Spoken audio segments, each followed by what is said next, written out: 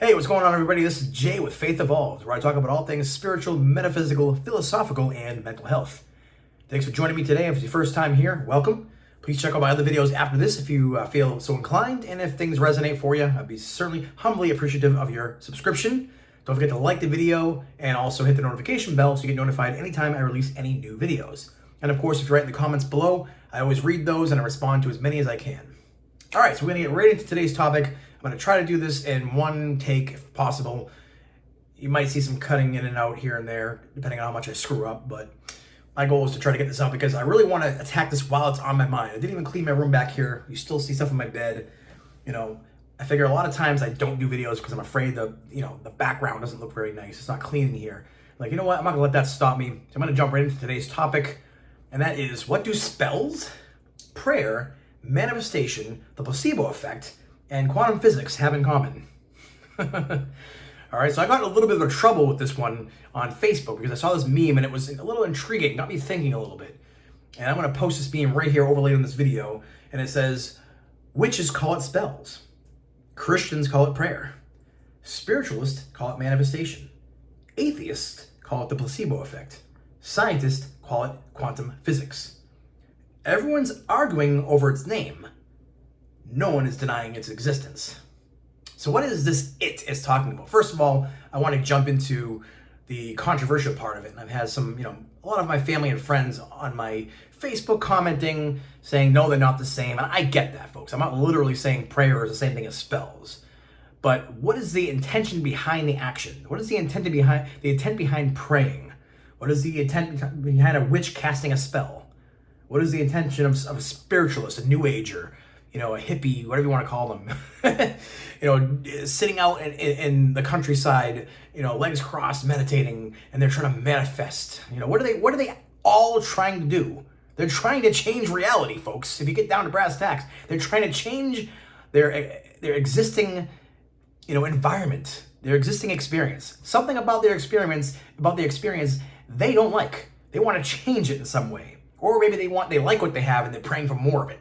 But every single one of these things here is basically someone trying to change their surroundings in some way, their environment, their experience, and it all comes down to the same thing. When a witch is casting a spell, what are they doing? They're trying to either curse someone or bless someone to either make their situation worse or better. When a Christian prays, they're praying to God for guidance. They're praying for forgiveness, the forgiveness of sins, or forgiveness of whatever thing they did that was wrong, or praying for somebody else's salvation, or maybe praying that God calls fire out of heaven or something on some sinner, or judges somebody for their sin or blasphemy or whatever the case may be. So guess what, folks? Christians are casting spells too. Okay, whether you want to call it that or not. Christians sometimes call hate upon sinners and judgment and vengeance, God's vengeance. Doesn't the Bible say that vengeance is the Lord's, right? So Christians sometimes they do rebuke, that's, I would say, equivalent to a negative spell, okay?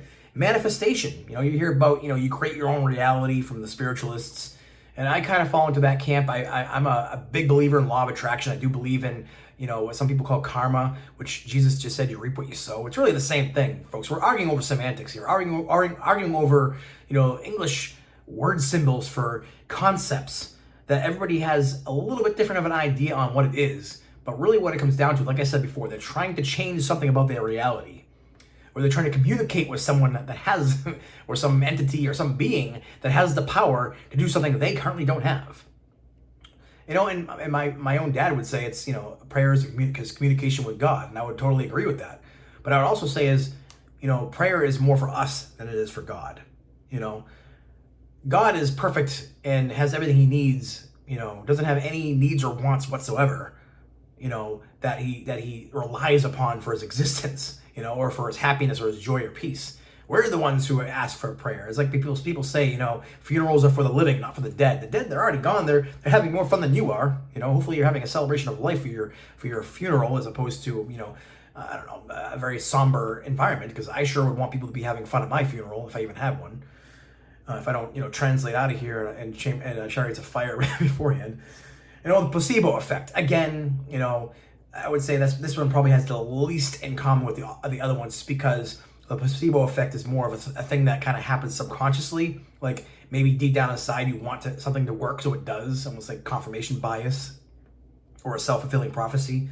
But there's been studies that show that certain medications that people take, there's like double-blind studies where someone's given a sugar pill and someone else is given the real thing, and the person that's given the sugar pill actually improves almost as much as the person who has the real medication. So, and what is their whole intent behind that? Well, the intent behind taking that medicine is to heal some kind of ailment that the body has.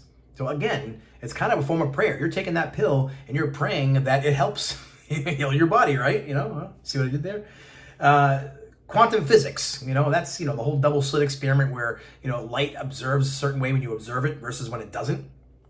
That light is a wave and a particle at the same time. It's got this probability factor to it that it's, doesn't have a defined, point in space and time. It can fluctuate, and, as far as that goes, yeah, I mean, if you're looking at something and light does what you want it to do, or what I guess the observer wants it to do versus what it doesn't, you're interacting with the environment. You're manipulating reality in some kind of way. And so there's not necessarily a prayer like you would think about it in that sense, like, it's the intent behind it is that you want to see something, or you want to affect reality in some way.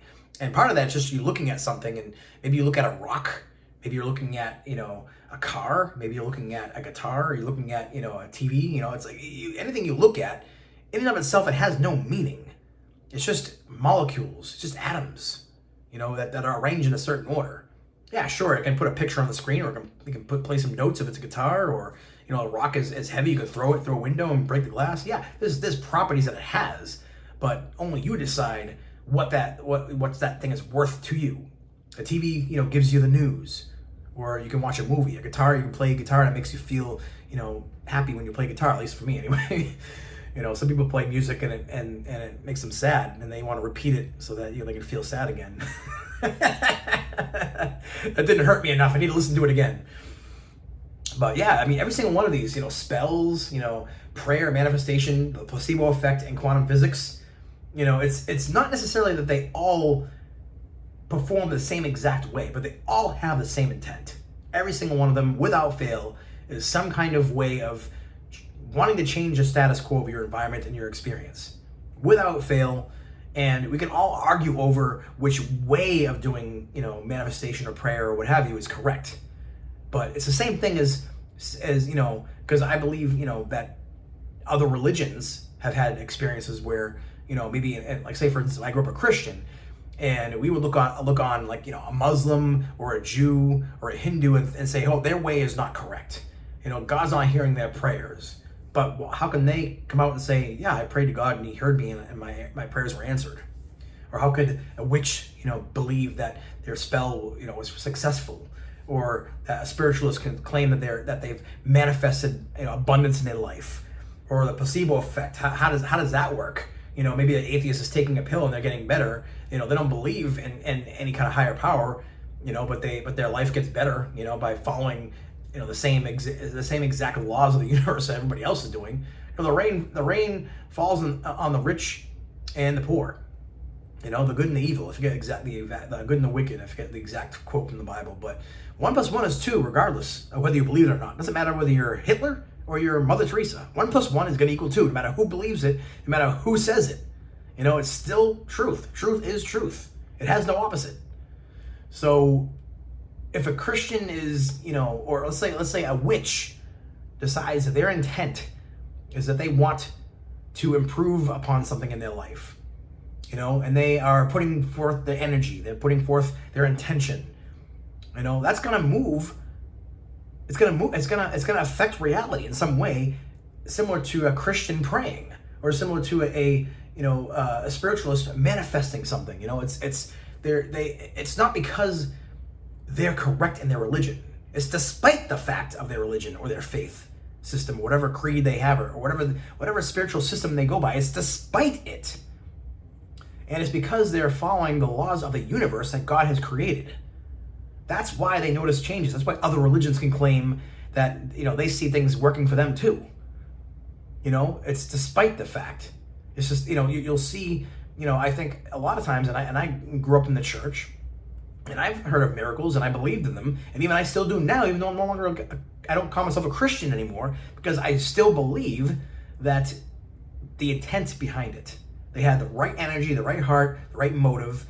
And that's what the universe responds to. That's what God responds to. You know, you reap what you sow. It's law of attraction. It's just part of the reality that we live in this universe. So it doesn't matter if you're a Christian, a Muslim, Jew, Hindu, Buddhist. It doesn't matter. If you sit down and write 1 + 1 = 2, it's going to be 1 + 1 = 2 for everybody, regardless. And that's what I was trying to get at with this here, because everyone's arguing over this and trying to, tell me, oh, it's not the same. I get it's not the exact. I know that prayer is not the same thing as casting a spell, but the underlying intent and motive behind it is the same. And that's what I'm getting at. Thanks for watching, folks. Have a blessed day.